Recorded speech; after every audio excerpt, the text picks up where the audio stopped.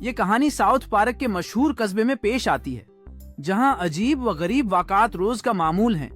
ایک سرد صبح برف سے ڈھکے ساؤتھ پارک میں اسٹین، کائل، کارٹمین اور کینی اسکول جا رہے تھے۔ اچانک آسمان سے ایک پراسرار آواز آئی جس نے پورے شہر کو ہلا دیا۔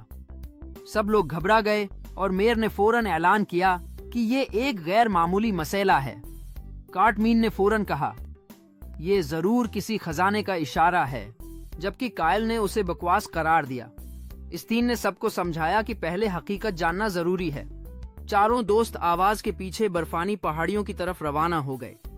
راستے میں انہیں ایک عجیب مشین ملی جو پرانے ساؤتھ پارک کے نیچے چھپی ہوئی تھی۔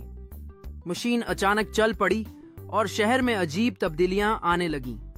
لوگ لٹا بولنے لگے، گائیں اڑنے لگیں اور اسکول ایک لمحے میں تفریحی پارک بن گیا۔